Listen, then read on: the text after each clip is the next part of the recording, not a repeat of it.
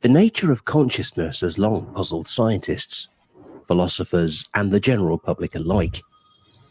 How do our subjective experiences arise from the complex interactions of neurons in our brains? Can quantum physics provide a new perspective on the mystery of consciousness? Nobel Prize-winning physicist Roger Penrose and anesthesiologist Stuart Hameroff have proposed a groundbreaking theory. So, the nature of consciousness has boggled the minds of people for, let's say, ever. Well, I don't know, because I feel like maybe the Egyptians and the older, way back then philosophers had a much better idea of what consciousness was. But ever since we've become more industrialized and more removed from nature, we've kind of lost the idea of who we are and what we're doing here. I think back then we had a better grasp of that. And so we also had a better idea of what consciousness really was. So anyway, let's watch the video. Theory called orchestrated objective reduction, suggesting that consciousness might originate from quantum processes inside neurons.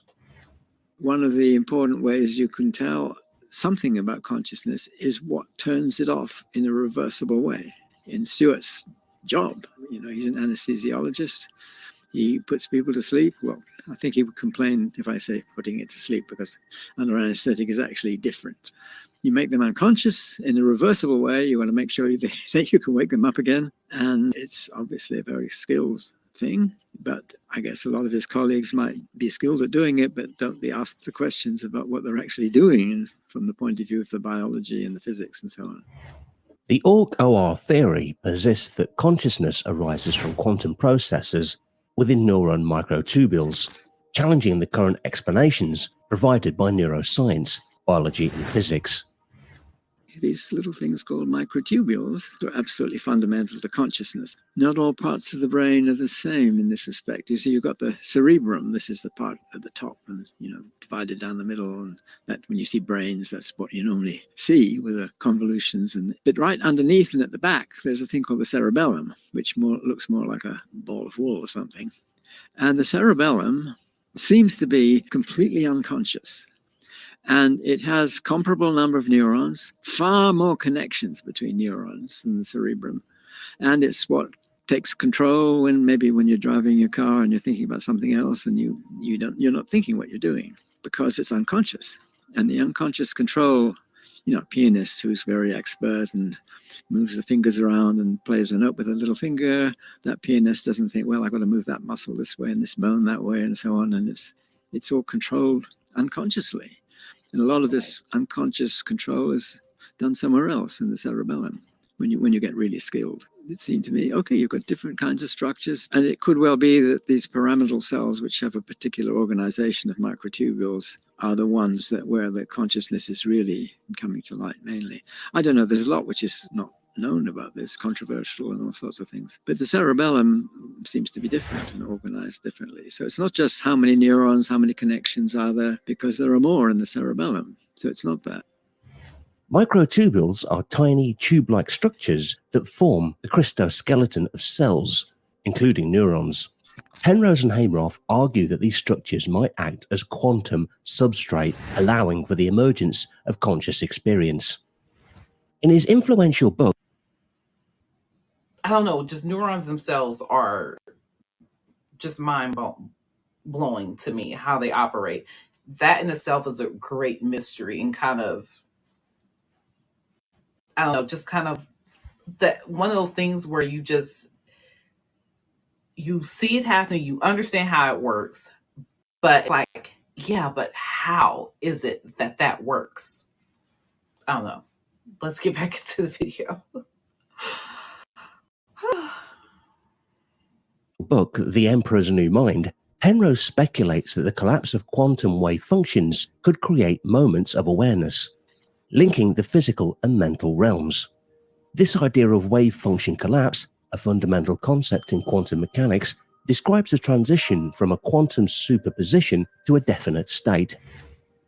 You see, it's very curious the way the history has developed in quantum mechanics.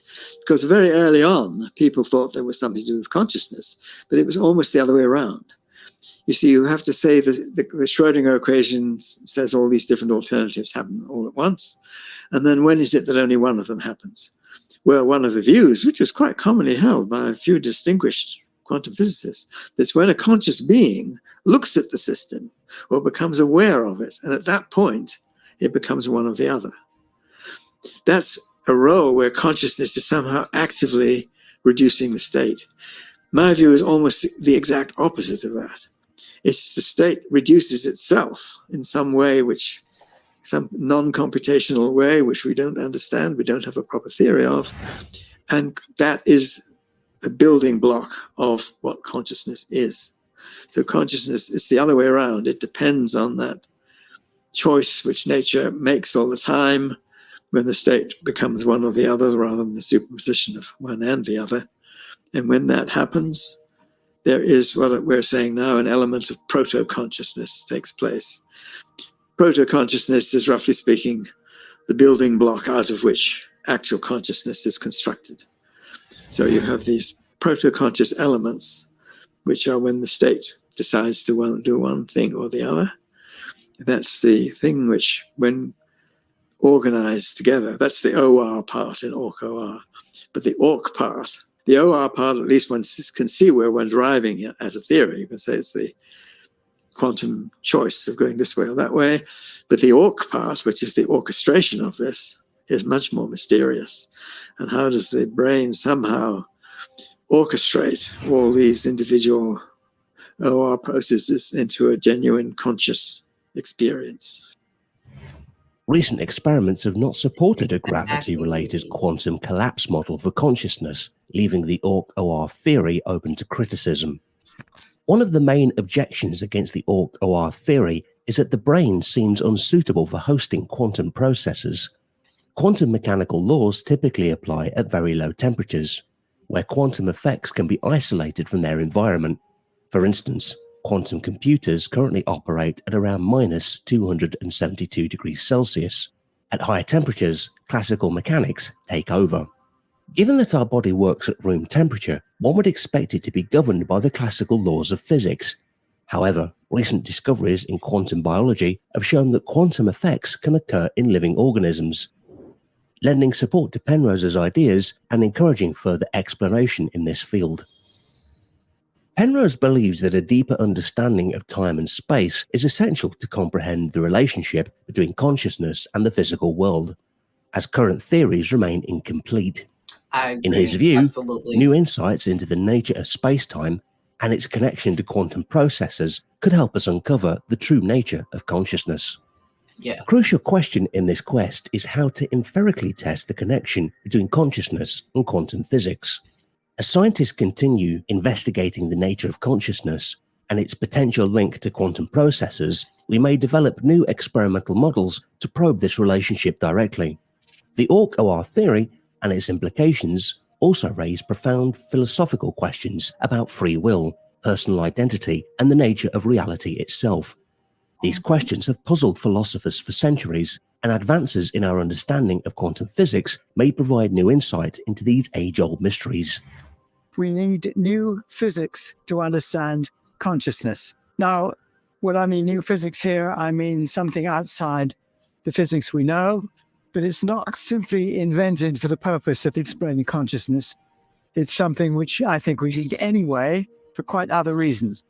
First of all, there are various views about what is the basis of consciousness. And the current view is it's basically, well, the brain operates according to a computer. And many people believe this.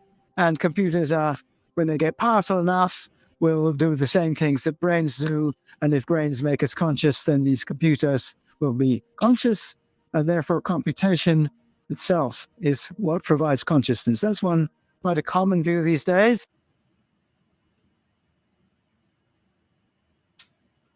Somehow, I don't really agree with that. I understand that the brain is very complex, but I don't think it in and of itself is the main driver for consciousness.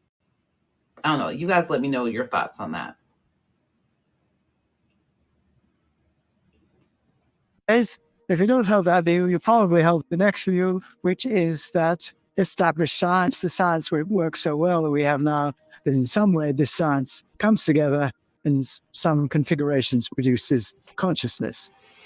Or there's the third view, physics of the world, and that is what we need in order to explain consciousness. Or you might say it's nothing to do with science and something comes from outside. My view is number three. There are many aspects of consciousness which I don't want to talk about, which most people do talk about, things like, pain or love or perception of the color green or all sorts of things like that.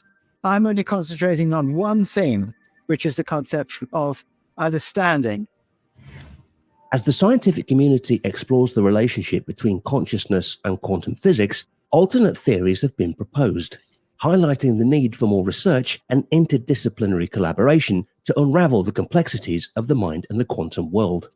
The potential impact of these ideas on artificial intelligence is significant. If consciousness is indeed linked to quantum processes, incorporating quantum physics into AI models might be necessary for achieving genuine artificial consciousness. This possibility raises ethical questions about the treatment of AI. If machines could possess consciousness through quantum processes, should they have rights similar to humans? Addressing these moral and philosophical issues is essential as AI systems continue to advance. Roger Penrose's ideas about consciousness and quantum physics offer a thought-provoking perspective on the nature of the mind and the universe.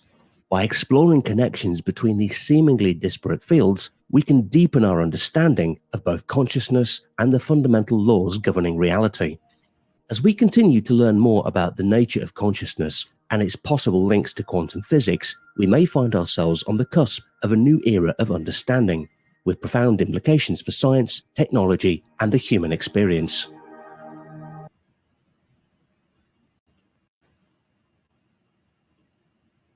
So, what do you guys think? Like, does that kind of resonate with you in any type of way?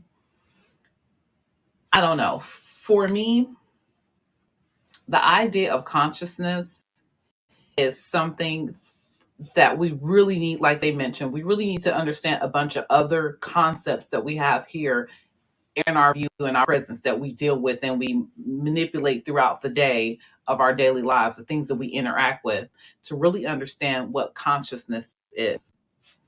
And so yeah, let me know what you guys think about that. Please leave a comment below and subscribe if you haven't subscribed so far, and leave me a click on the notification bell to be notified of any upcoming videos that I have.